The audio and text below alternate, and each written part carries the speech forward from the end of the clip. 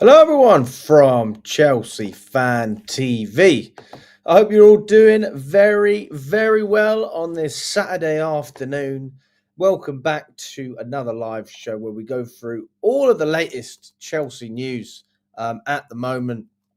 And today we're going to be talking about the race for top four. We're also going to be looking at Chelsea's debt. This is something I've spoken about a number of times, and people go, Alex, why do you keep going on about the finances? Nobody else is talking about this. Like, what? Why should we care? Why should we care about the financial situation at Chelsea? Why is it relevant? And obviously, I'm no expert on this stuff, right? I've spoken to people who know a lot more than I do about it, and they've broken down an awful lot. And now we've had a little bit more information that's come out regarding the debt, not just to do with Chelsea necessarily, but the holding company that run Chelsea, that own Chelsea, you could argue. And in this particular article we're going through today, it's going to be why it's unlikely for the debts that we've accumulated over £1 billion. I think it's 1.65 billion in total. 1.165 billion. So just round it up to 1.2. We're going to go through how that debt works and everything to do with that specific situation. So smash the like button already if you haven't, and subscribe to the channel. This is courtesy of The Athletic. Okay, luckily I am a subscriber, so I can read this article. Let's go through it. Chelsea's holding company's 1 billion plus debt and why it's unlikely to cause problems. First of all, can I just say that I'm surprised that that's the title, because you would think that when you leverage lots of debt against the club or the asset, that it would cause some problems. So I just want to say straight away from the get-go, I'm surprised. But I mean, I'm happy if they can prove and explain why it doesn't affect us. Obviously, we want to make sure that Chelsea are in a financial situation where we're secure as a club, and that we haven't taken such a big gamble that could cost us in the long run.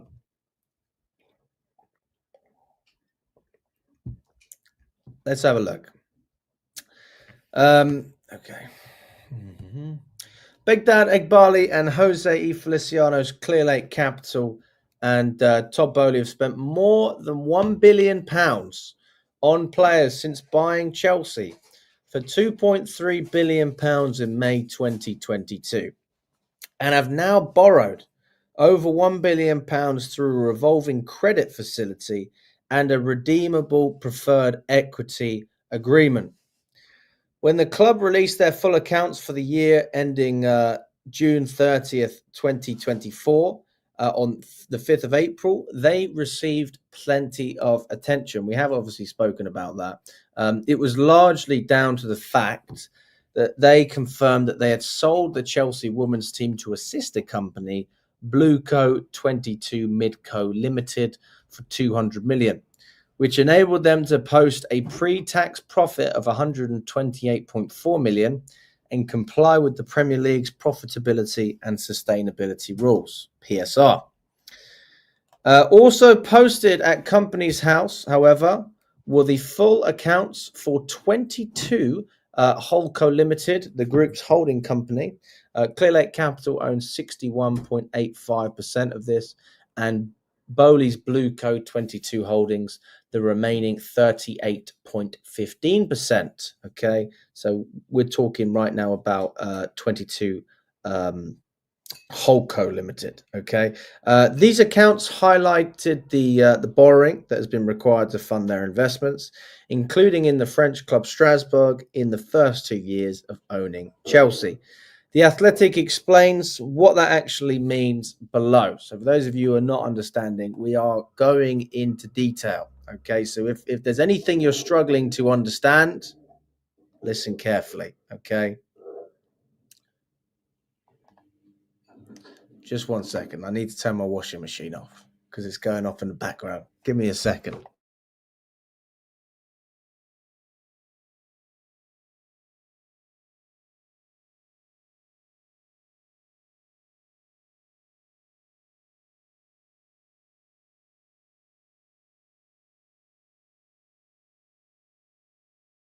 Okay.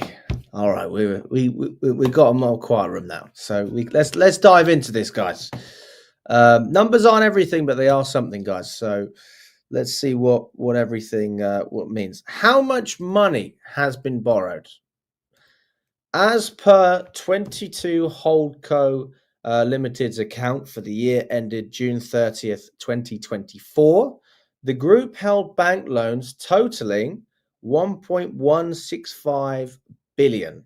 Okay. During the 2023 and 24 financial year, 22 Holdco Limited took out a 410 million redeemable preferred security via Ares Management, an American asset management company, taking the overall money borrowed figure past £1 billion.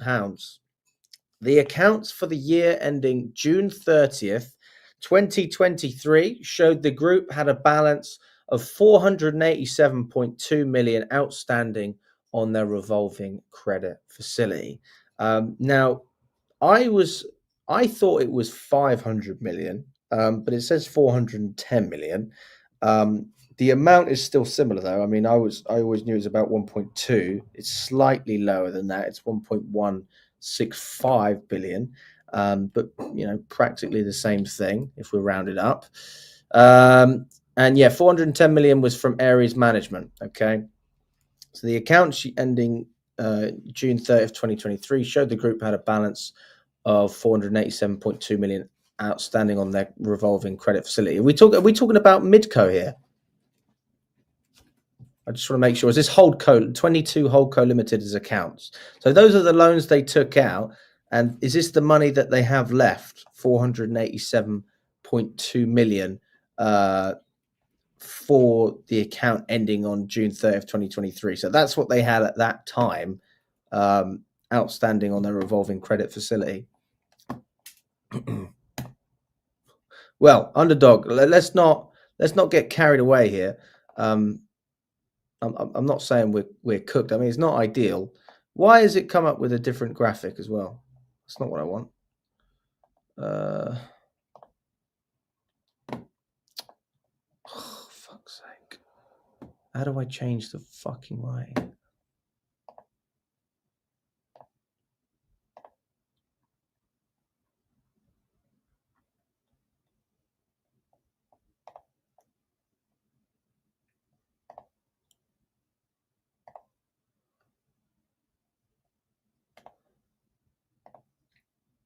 There you go. That's the one I'm looking for. Well, let's read it first, and then we can make up our mind. Okay, we can make up our mind from there. So half of it's paid off. We're going to find out, Rubik's. We're going to find out. Let's get through this. I really don't know the answer, to be honest with you. So let's try and figure this out together. What is the structure behind the debt, and when do they have to pay it off? Underneath the loans section of Holdco 22 Limited's accounts, it breaks down both the revolving credit facility and preferred equity agreements. Of the 1.165 billion, 755.2 million is repayable by July 2027 and 410.2 million by August 2033. Okay, so if I'm not wrong, before I read anything else, the 755.2 million is the banks, and the 410.2 million is Ares. I mean, how much did they say Ares they borrowed from? Yes, so they took out 410 million from Ares, and that's the money that is paid back. That needs to be paid back by August 2033. Okay, this is because it's a PIK. It's a payment in kind loan. So the interest accrues year on year until the point that the loan is due to be repaid. Now, this number is slightly lower than I anticipated before, and I'm sure there were some numbers that come out. I thought it was 500 million. Now, if it was 500 million, that would mean that they have to pay back 1.7 billion by 2033, but it's slightly lower than that, 410. So I don't actually know the exact number, but that will still be over a billion if the interest comes by 2033. But let's keep reading. I don't want to get cut to any conclusions. The 755.2 million loan, which sits in Blueco 22 Limited, attracts interest at 7.5% to 8% based on current rates and is a revolving credit facility. Think of it as a credit card. The other 410.2 million, which sits in 22 Holdco Limited, is serviced via a payment in kind loan, so a PIK, where the interest that accrues year on year until the point that the loan is due to be repaid, August 2033. So this is the money from the banks, and then this is the money, the 410 million from Ares. Okay, and the interest is obviously higher from Ares because the first loan that was taken out, if I'm not wrong, was the 755 million, but they needed extra cash. Well, that's just slow, isn't it? Chelsea sources speaking on the condition of anonymity to protect relationships note that the Ares management agreement will see the asset management firm received a fixed return upon the expiration of the deal. If no repayments are made on the 410.2 million loan until the August 2033 repayable date, then currently the PIKs accrue at around 12%. So a rough estimate based on those rates combined with the repayment date gives a total cost of over £850 million to service the preferred equity agreement. But that if no repayments are paid between now and then. So this actually seems a lot lower than what I predicted. I need to find some of the accounts.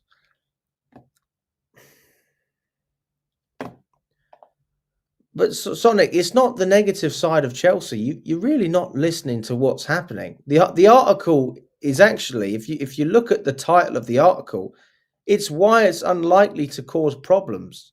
So you're just not listening. Listen carefully, and then you might learn something. Right, let's continue. I'm not saying it's good or bad because I don't fucking understand it. That's why we're reading it together, so we can understand it. Okay. Yeah,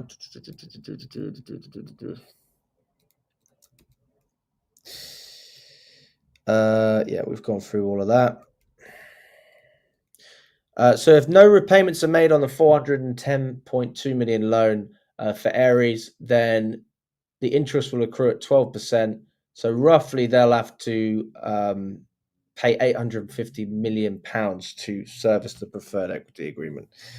But that's if no repayments are paid between now and then. So that could obviously change. The latest sets of accounts for 22 Holdco Limited show it paid 58.9 million in cash interest in 23-24. This figure would have been higher if the PIK interest was paid in cash instead. What is a redeemable preferred equity agreement? A redeemable preferred equity agreement is different to a normal loan that may have monthly and quarterly interest payments. The arrangement is often referred to as a hybrid financial instrument in that it can contain both debt and equity elements. In 22 Holdco Limited's case, and as per its accounts, Ares Management has provided it with £410.2 million.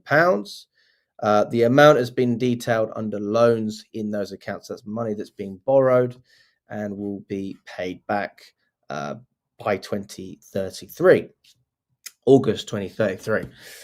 Chelsea sources have explained that Ares will receive a fixed amount when it is redeemed. That means there is no interest for 22 Holdco Limited to service in cash between now and 2033. The paid in kind loans are where the interest accrues and then it will get tacked onto the balance at the end, meaning the outstanding amount owned will grow until it is due to be repaid. So hopefully that clears up redeemable preferred equity agreements. Hopefully that clears that up a little bit. Guys, I'm no expert on this either, so like I'd love to dive into it more to make it even more simple, but I need to look into this more. I'm reading this for the first time, just like a lot of you. Let's see what we're saying, guys.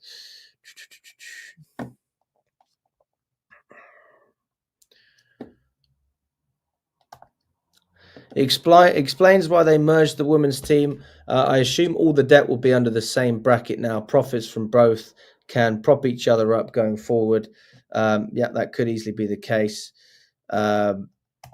Chelsea at Wembley as well. Big up to you, Neil. Hope you're doing well, mate.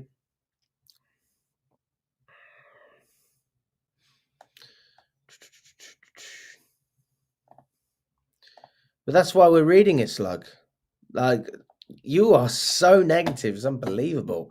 If you just read and that's it, then maybe you'll learn something. I don't claim to know everything. That's literally why we're reading this article, which I obviously didn't write.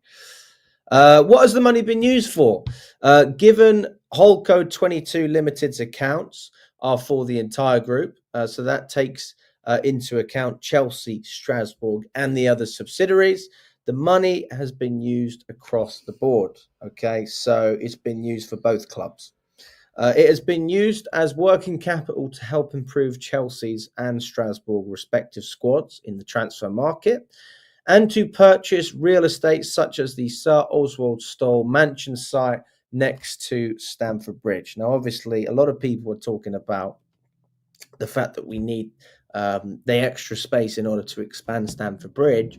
I think another argument is that if, for whatever reason, we were to move and go to a different site, I'm not saying Earls Court is the site that we go to, then the oh god, who's the owner that's a Tottenham fan? What's his name? Fucking hell. The one that backed Enzo Maresca. Oh, god, I forgot his name.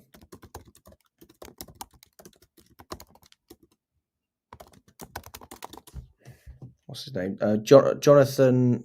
Oh, fucking hell. Jonathan Goldstein. Jonathan Goldstein is big into his real estate. So he is the guy that is in charge of everything to do with that side of what we're doing. So if we were to build a new stadium, he would be a key part of that. If we were to relocate, he would be a key part of that. He would also be the guy, if we were to relocate, that would basically transform the real estate where Stamford Bridge is at the moment. That's providing, obviously, the Chelsea pitch owners are okay with it, which, to be honest with you, I don't think they will. Whether you agree with that or not is another conversation altogether. But I think what they'll do if we relocate to Earls Court, for example, I think they just build lots of real estate, and then they would look to either sell that on for a massive profit, or they'd hold on to it, and that's a great income in a great part of Fulham. So I think that's probably a huge strategy, especially from the Bowley side. I don't see that as much from Clearlake, because obviously working in private equity, their priority isn't the long-term sustainability of Chelsea. It's to show that short-term Chelsea can generate free operating cash flow, and investing in a new stadium and then paying that money off, which will take more than 10 years to pay off, doesn't really fit into that bracket. That's why if you look at Tottenham, for example, they're not actually profitable at the moment because they're spending so much money paying off the stadium. But in 20 or 30 years, they'll be extremely profitable. So Bowley's obviously keen on that because he wants to be at the club for a long time, but it's not the same with Clearlake. Okay, let's see what else. So is it a problem what's going on at the moment? To date, the interest costs have been borne by Clearlake Capital and Bowley, and there is no evidence of Chelsea paying to service their parent company's loans. Sources at the club will insist this will continue to be the case. Given the structure of 22 Holdco Limited and its multiple subsidiaries, of which Chelsea are one, the club are ring-fenced from the loans. This is different to the situation at Manchester United, where the club have racked up debts of over 700 million, largely due to the Glazer family's leverage takeover in 2005. At United, for example, they paid 37 million in interest fees in 23-24 to service the debt the Glazers placed on the club. In other words, United essentially paying for the privilege of being owned by the family. This is far. Actually, that's really interesting. So, yeah, this is where we do have to look at it in a different light. Is the debt isn't specifically against Chelsea then, right? The debt is against the interest is being paid by 22 Holdco Limited. Is that right? Am I right in saying that? Yes, that's right. So, yes, 22 Holdco are the ones that are paying off the interest as it stands, not Chelsea, which is that's why it's so different to United, because United paid 37 million in interest in 22-23 to service the debt the Glazers placed on the ground, but Chelsea aren't doing any of that, and that's a positive thing, guys. That's a positive thing. So I'm glad that that's the case for Chelsea. Does that make our owners much better than the Glazers? I think from what I've seen before, not necessarily sure you could say that, um, but I am glad that that's the case. That's good to clear things up. Um, this, as far as the most recent set of published accounts that can be shown, it is not the case at Chelsea, and it has been made clear that the Premier League side will not be required to service the interest payments in relation to 22 Holdco Limited's borrowing. Yes, so they borrowed the money, they pay it back, not Chelsea. Okay, that's good to know. Could it become a problem in the future? This is probably a key question, especially when we look at the 10-year plan, 2033 being when the club can actually be sold. Well, according to the clause that Roman Abramovich put in. One way this could become an obvious issue is if the money is not repaid on time.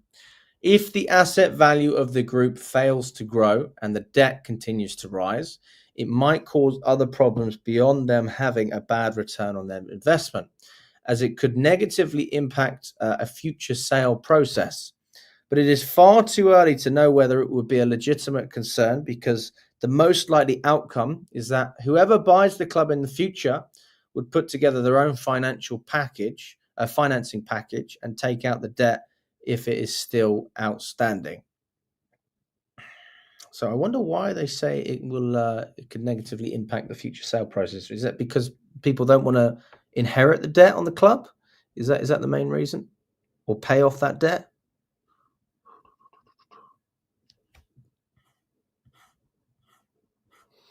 It is also worth noting that because the money has been borrowed over multiple years, it gives the club's owners plenty of flexibility, meaning they could choose to refinance the debt at a later date. There is more than enough time for them to work out what they want to do in that regard. Although the paid-in-kind loans are yet to impact cash at the moment, they do get accounted for in 22 Holdco Limited's income statements. Over the past year, net interest payable was over 100 million. This figure contributed to a pre-tax loss for the group of 473.2 million in 23-24, which takes their losses over the last 2 years to 1.15 billion, having lost just over 678 million in 22-23. So we're losing a lot of money, basically. We are losing a lot of money. So that is the long and the short of the financial situation. I mean, to be honest with you, I'd still like to know more about this. I mean, they're not saying it won't cause problems. They're saying it's unlikely to cause problems. So that is if... Let's just go back down to where we were before.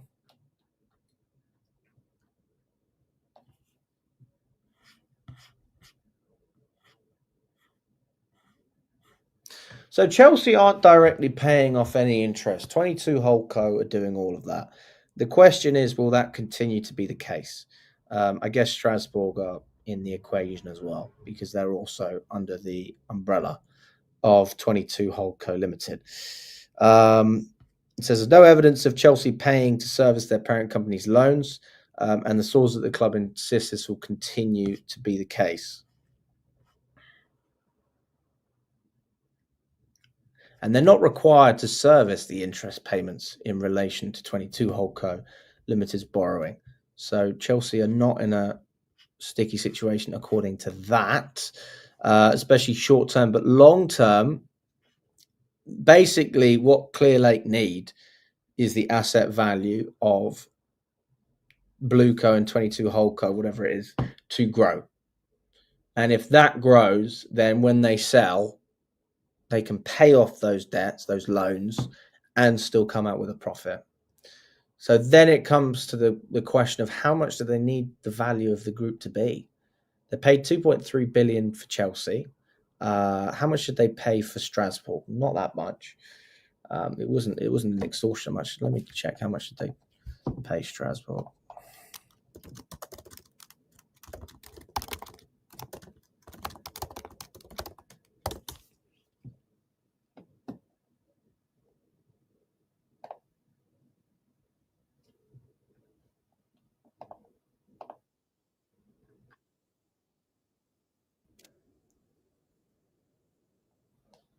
Fuck's sake.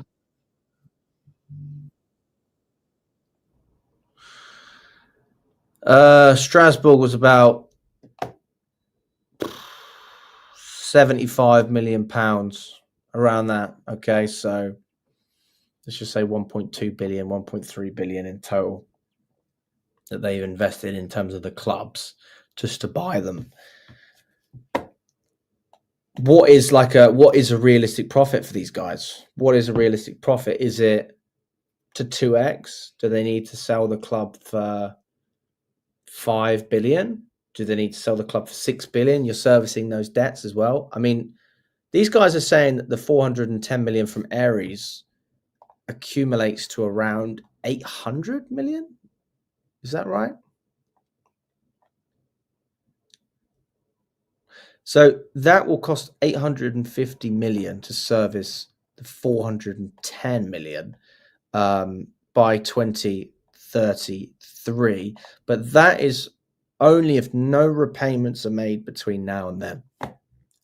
And that's just the PIK, right? That's got nothing to do with the 700 million as well, or I think it was a little bit more than that. 755.2 million.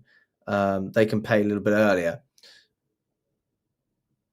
So yeah, about 1.2 billion in total. So that 1.2 billion could easily be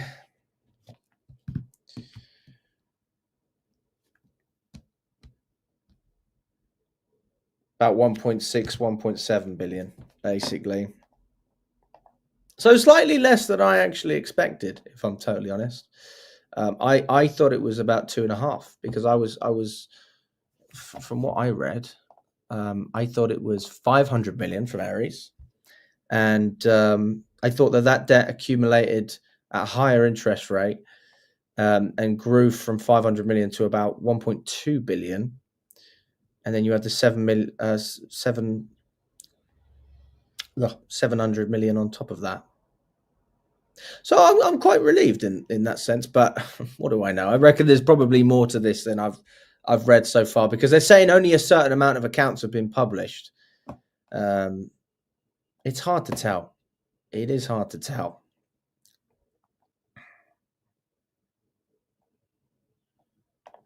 Well, if Chelsea and Strasbourg, why is it like so?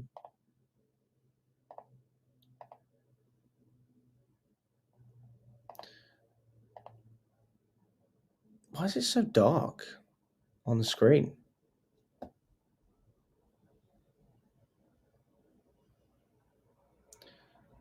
Does it look really dark on the screen, guys?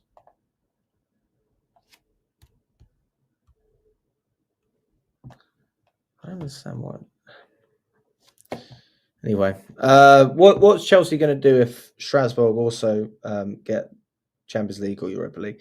Well, basically, if we're in the same competition as Strasbourg, what will happen is our owners will have to relinquish control of one of the clubs. That doesn't mean they have to sell the club. It means that they have to basically put control. They have to put the club into like a trust or put their control into a trust, and someone else will manage it. So they will not have a say at Strasbourg or Chelsea. Somebody else will be dealing with all of that.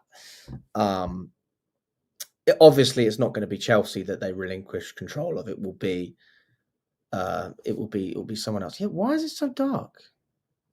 It is dark, isn't it? I don't understand why it's like that.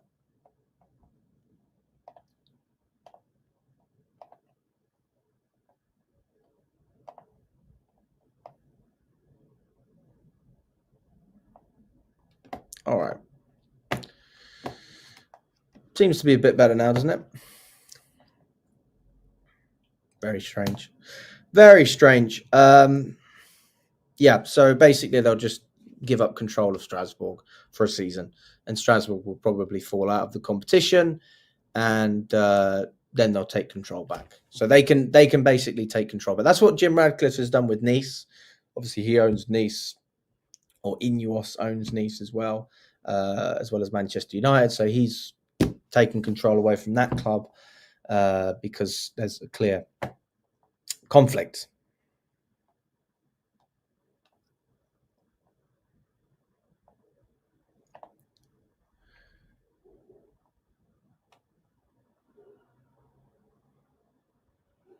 Yeah. Some fans still saying we have money to buy players. We don't. Well, the problem is that we're not spending our own money. This is the thing that Abramovich used to do. Maybe he borrowed some money. I'm not 100% sure. But generally speaking, he spent a lot of fucking money, man. I don't know if he was going to the banks and borrowing billions and billions like these guys are. I mean, space of 3 years, they've borrowed over $1 billion. That's a lot of money, guys.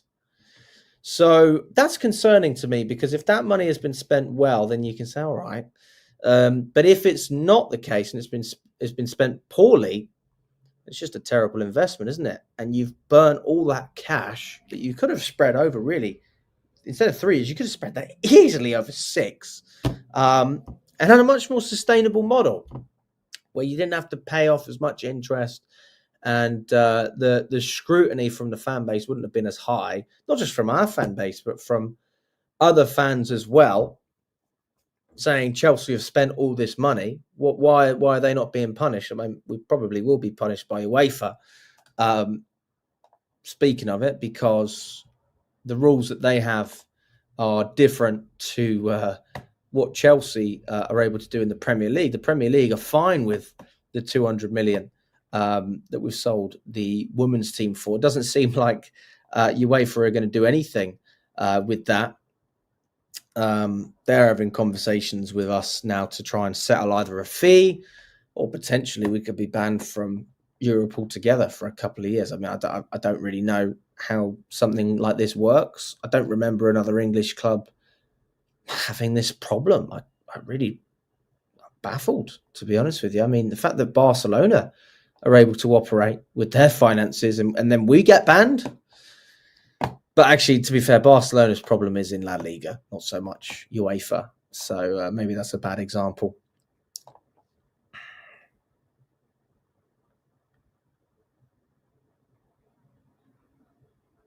It's just mad, guys. It is mad.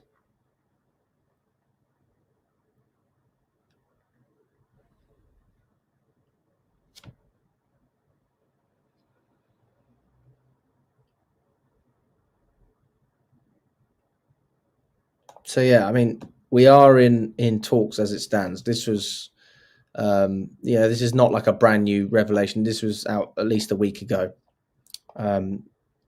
There's the article that came out from The Athletic as well. We were in talks with UEFA over a financial settlement after breaching the European governing body spending limits. UEFA will not include the income generated from selling the women's team to a sister company, Blue Code 22 Midco Limited, for 200 million in their asset calculations, which means that we've overspent by UEFA rules. And then you've got FFP. And even the hotels that we sold won't be recorded by UEFA either. For 22-23, assess the last two seasons, allowing UEFA assessed the last two seasons, allowing clubs a maximum loss of £67.9 million, deducting the asset sales from Chelsea's calculation, leaves them with a £237 million loss over that 2-year period, albeit that figure will reduce when allowable costs are deducted.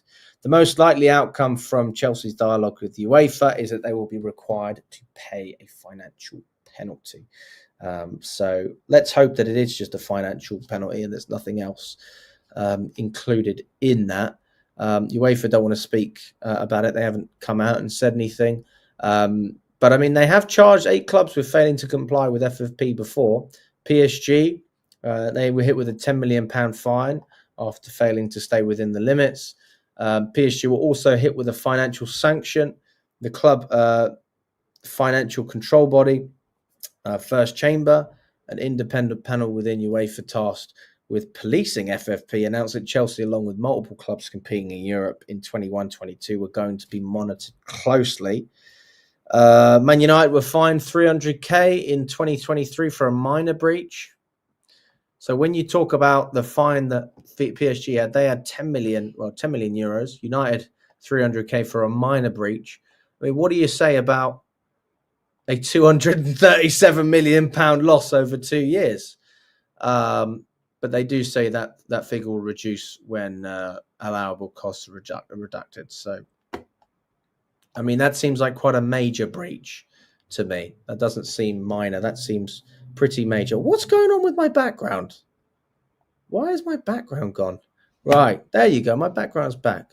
Fucking hell. Today, StreamYard's playing up, guys.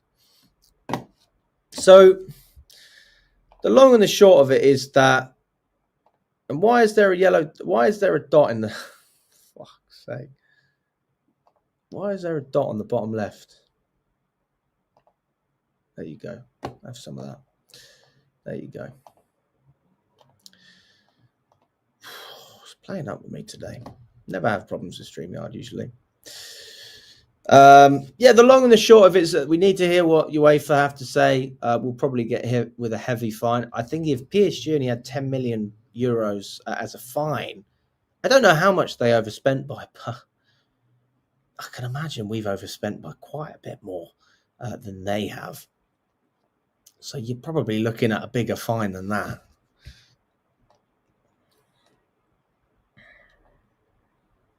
Big up to Castillo. I hope you're doing well. Hugh says we've spent our money poorly. What do you think that we've spent the money? Like, what specific parts of the team do you think have been mismanaged financially speaking? Are we talking about the the huge transfer fees, the long contracts, the the fees of people that we paid off because we had to sack them? Graham Potter's a great example. He was signed on a 5-year deal. We obviously sacked Pochettino early as well. We paid off Tuchel when we sacked him. Like, these are all, it all adds up in the end. Then you have to look at our directors. Where do you think that the money's been invested poorly? And do you think that we've invested any of the money well? I'm not saying that we have, but I'm just asking the question. We're paying an interest per year. How much of that will be covered by the Champions League? Well, if I'm not wrong, we lost out on about £40 million. And I'm pretty sure that money would have been covered by being in the Champions League. That's a rough estimate, about 40 million, anywhere from 30 to 50, I think, with the Champions League. I guess that depends on how well you do in the competition as well. Rubik says, everyone bought in installments now, so we'll be busy again for sure. Those spread payments with contracts till 2030, easily achievable. When you say we'll be busy again, are you talking about bringing players in or outgoings? Because we have such a big squad as it stands, we're obviously going to have to clear a lot of the players off of the books. There was a 10-man shortlist originally, which came out a couple of weeks ago. That was Dewsbury Hall, Ben Chilwell, Raheem Sterling, João Felix, Axel Disasi, Benoit Badiashile, Robert Sanchez. Who else is on there? I'm going to put Ugochukwu in that list because I think he is. There was two more. Who else have I missed? Nkunku and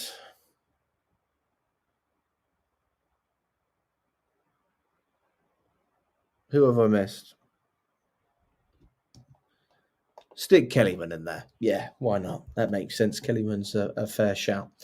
So, I mean, there's a lot of money that can be generated from those sales, but how much of that is profit?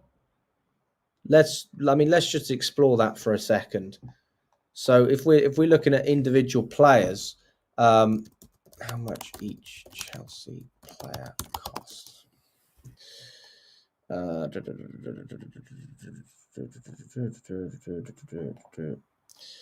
It's got the squad value, and there are some players. When did this come out? 1st of May 2024. May, June, July, August. Well, okay, so it's a slightly older article, if I'm honest.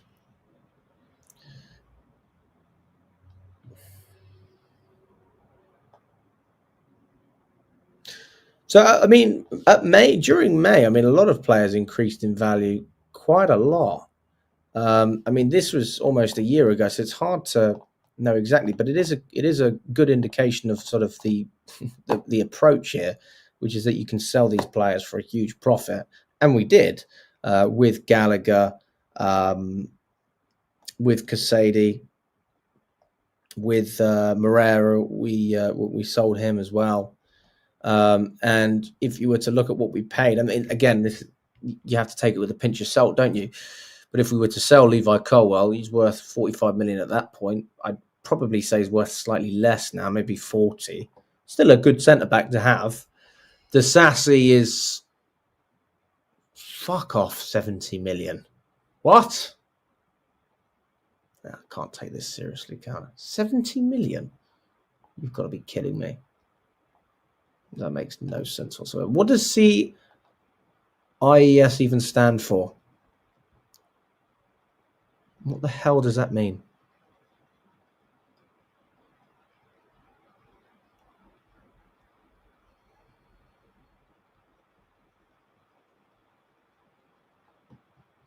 I don't even know what CIES means.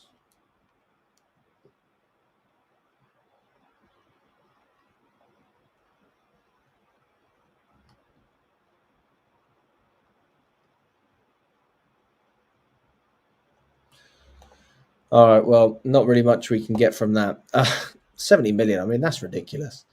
I think we can break even on Disasi, to be fair. I think we can break even. I think that's a player that can be sold around 35, and then you've obviously got the £5 million loan fee that Villa took for him. So I can see us getting our money back for Disasi. I don't see Badiashile being sold, to be honest with you. I see him staying at the club. He's not going to be sold for a profit. He's a rotation option. I think he's been an asset this season under Maresca. He's not been great, but he's back up for Colwell, and he's had a couple of good games. Like, I'm not going to sit here and say he's been absolutely terrible, but he's been okay. Badiashile, I haven't had a massive issue. I did have a problem with him in pre-season when we conceded that terrible goal. Do you remember that goal we conceded against Real Madrid? God, that was a bad one. That was bad. That was a shocking goal. If for those of you who don't know which goal I'm talking about here, I'm talking about, I need to pull it up so that everyone knows what I'm talking about here.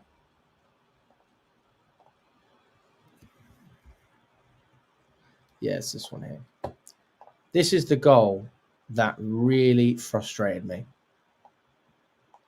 And I felt embarrassed in pre-season to have seen this goal because, listen, you can make mistakes, but for me, it was about effort. And I just felt that Badiashile could have done more here. I mean, look at this goal, right?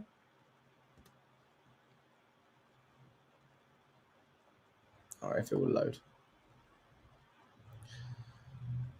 Through ball, Badiashile's there.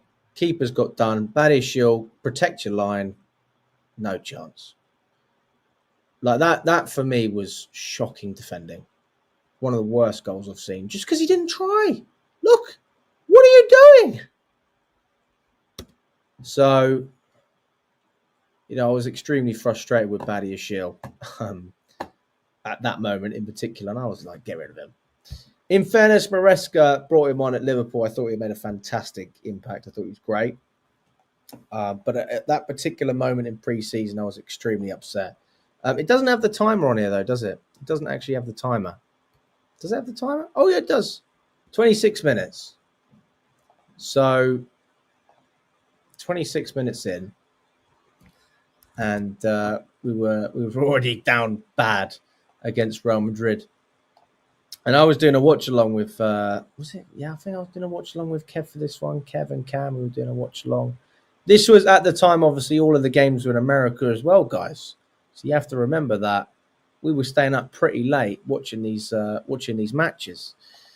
But yeah, it was absolutely brutal. To be fair, look, we've even got the reaction. Look, I'll show you the reaction. Absolutely fuming.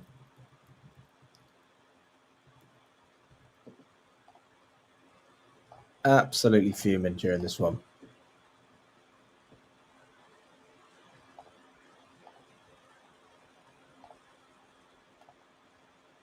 Oh, inside the box. Play it through. Can we counter that? Can we break? Great touch point, King Q. We're 3-on-1. Quick 3-1. Play him in. There we go. Sterling, good touch. Sterling. Oh, for fuck's sake. And the Real Madrid players are just laughing. Fuck's sake. Absolutely laughing at that. What a break. What a break. Great feet by Nkunku to get round Rudiger there. What a touch that is by him, Good first play, touch. Only Sterling just took a touch and just hit it. To be fair, it was good defending by Milicia as well. I think he done well there. This is before it all went downhill. That was good defending, to be fair. But actually, I thought the pass was Guiu on the other side. So, I mean, he did pass it to Sterling, but I thought maybe Guiu was making a good run as well. Yeah. Very, very positive. Good counter-attack, to be fair. But from what we can see, what are we doing? Is it a counter-attack? Is it a press? Is it keep ball? I think we've seen a little bit of everything. Yeah, there's not a clear philosophy right now. No, there is a clear philosophy. Come on, mate. What is it? You don't see a clear philosophy? You told me. What All it is. right. 3 centre-backs, inverted left-back. Oh, for fuck's sake. Lavia in the 6. Midfielders playing almost as 8s. We don't really have... we've got Enzo playing as an 8 and Nkunku as a 10. The wingers are asked to stay very wide. I mean, they are pinned right on the line, trying to spread. I thought they scored the goal at this point. So I don't think that there's any minutes. questions about the philosophy. I think it's the execution. No spoilers in the chat, please. No spoilers in the chat. Oh, fuck off. Is there another spoiler? Don't read it. I'm not going to say anything, mate. Oh, fucking hell, mate. Do you know what? The fact that you've said that is a spoiler in itself, Kev. Yeah, I'm not saying no spoilers. It's for future reference. You What a fucking goal that dirty is. bastard. What a goal that is. I'm sorry. Dirty fucking bastard. Yeah. Please, people, no spoilers in the chat. We don't want to know. Is there any way we can Have we got any actually... moderators in here? If you're spoiling it, what can you do? Where's Yeah. Badiashile's reaction? That's all I'm looking for. In terms of the stream, is there any way we can get this up to date where we can get in time? Or So, we just Vinny running on Jr. with the ball behind? on the left. Great ball in behind. The keeper's in no man's land. But he fucking stopped. We're not even trying to fucking get the ball, Kev. Oh, Badiashile didn't even look. He can fucking he can carry on. He's fucking jogging. Oh, my fucking God! What's he doing? Oh my God! Sell him! Get him off now. Get him out! Get him off now, man. Anyway, That was what I was talking about with Badish. I don't know why that dragged on so much. I apologise. The point is, I was very angry with Badish, and now I've seen that Maresca can use him in a rotation sense, and I don't have a problem with it. I don't have a problem with it. Do I think Badish is an amazing defender? No. Do I think he can be a good defender for us? Yes, I do, but it's not as a starter. But there's no real proof that he can play consistently for us and perform to a high level. We've seen with Fofana, he is our best centre back, but he's never available, which, in my opinion, puts him right down the list. I mean, honestly, you might as well build a team around Tosin as opposed to Fofana with that injury record. And that's just the truth of it. I mean, if I'm available 20% of the time, 30% of the time, like my team is just 70% of the games without some of your best players. And I think that that's an issue we have to address. I know Palace just lost 5-2 to Man City. I can't believe they conceded 5. They were 2-0 up as well. But I think Gurhi would be a good option. I think Gurhi would certainly improve us. And he is a player that makes perfect sense to me as well, because he's not just a proven Premier League player, he's a proven international. He was one of England's best players in the Euros. I thought his performances were absolutely stellar. They were fantastic. And, he brings a different dynamic to this team. He brings some leadership qualities. We've spoken about leadership before. I've spoken to a couple of Chelsea fans. I saw a guy at Brentford away. I don't know if he wants me to mention his name. I won't do it just in case. But he said he spoke with, was it Paul Winstanley? And he was asking him about bringing leaders into the fold. And, what's the strategy? And the strategy is that they think that Levi Colwill will develop into a leader, not that they should just bring someone in. But I mean, in my opinion, when you look at leaders, that's not something that you want to necessarily develop. You're either a leader or you're not. I mean, that's like anything. I don't know how you can develop your leadership skills, yes, but that's if you were already a leader. I mean, it's black and white for me. I don't see how you could be considered a potential future leader if you're not already showing those qualities. Like, do you look at Levi Colwill and see a leader? I see a player who has leadership qualities. Yes, I've met him at the training ground. He's by far the nicest player to interact with as a fan. Very chatty, very down to earth, good bloke. That's obviously what you'd want from any captain or leader within your squad. But do I see it on the pitch as much as I should? Do I feel like he's reliable when he has a yellow card, that he's not going to get sent off, when he concedes silly fouls, and sometimes when he makes rash decisions on the pitch? And that's an area that I struggle to see with Colwill. So I don't look at Colwill and think he's going to be the captain of Chelsea Football Club at the moment. I see more of those leadership qualities on the pitch from a player like Enzo Fernandez. And, this is a guy that I've been very critical of at the beginning of the season. I thought he was quite poor, to be honest with you. And then something clicked, right? Maresca, he's got him playing further up the pitch. He's got him also dictating the play as well, as opposed to just being sort of a lone 8 at times, or a lone 10, we even saw under Pochettino. He's running the show, and that's what you want Enzo Fernandez to do. Badiashile was much better with Silva. I mean, everyone was better when Silva was there. Silva makes everyone's life easier. It is a shame that we still don't have him at the club. Vlad, good to see you, mate. Thank you for the kind words. You want to go to the Rapid Vienna game for the Conference League away from home? Okay. How can you buy tickets to get there? Is there any safe websites that sells tickets? I can't buy them from Chelsea website because I'm not a member and I'm far away from England. I've heard of a website called Vivid Seats, and sorry, I shouldn't have said that.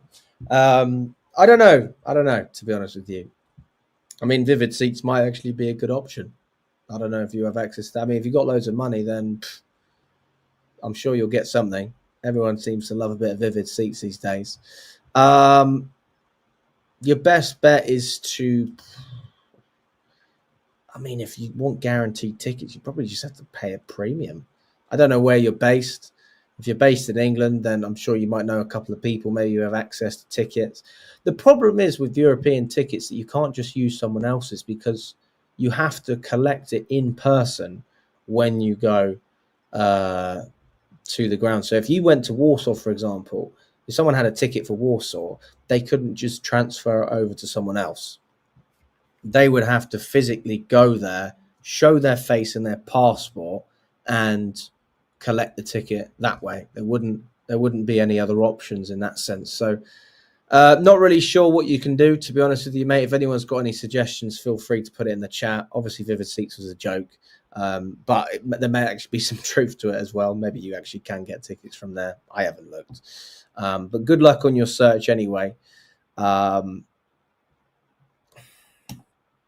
If Guiu comes in and Sarr comes in, Cole needs a season loan after this year. But where do you think he goes? I mean, who takes him on loan? I mean, it probably won't be too difficult. But is that the right thing for Chelsea? I mean, if we're bringing Colwell out on loan, then that is with the intention to sell, in my opinion, not with the intention to keep the player.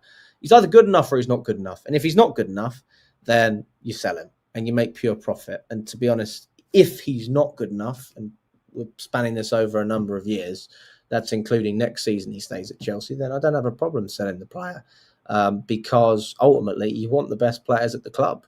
I personally think that Gallagher was good enough for Chelsea. I just don't think he's fitted Maresca's system. And for that reason, when he left, it wasn't as much of a blow for me as it would have been for other fans. If Poch would have stayed and Gallagher got sold, then it's different. But ultimately, you need players that can fit into the system. I think that Colwell will be okay. I don't think he'll be sold, personally. So I hope he does stay, because I'm a big fan of him.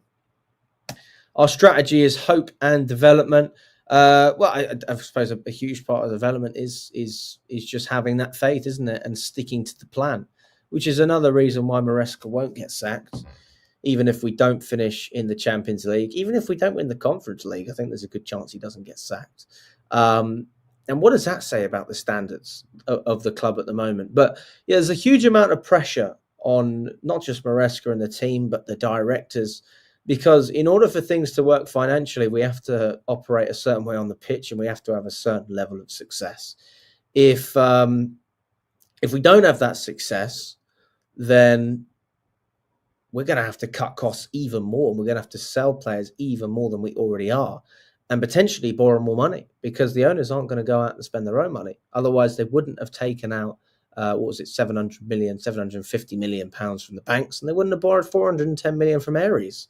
So the flip side is that we just borrow more money, which increases the debt and the interest payments. And we fall further and further down the ladder. But on the flip side, we could get into the Champions League. We could be in a great position, and we'll attract top players. We'll be able to pay bigger wages, and still fit into our financial structure per se. Obviously, if we then drop out of the Champions League, we'll be in a similar situation, a tricky one. But you would like to think that this project is moving in the upwards trajectory. Personally, I have my doubts. I mean, Man City really should have lost to Palace. I don't know how Palace bottled a 2-0 lead. They actually went 3-0 up, and then Eze scored a third goal, and that was called offside. It was very minimal. But City could have easily dropped points. So we're looking at Chelsea to get an easy win against, a guaranteed relegation for Ipswich. We're currently sitting 5th in the table. A win will put us back into the top 4. We are in control in that respect. Although Newcastle have a game in hand on both teams. They have 2 games over City and 1 game over us. Villa have already played their game. They're on 52 points. We want to make sure they can't catch us. Brighton are in the mix as well. So I think we do need to just be very careful that, we don't drop off and become too passive. I was worried against Brentford. I wasn't worried against Tottenham.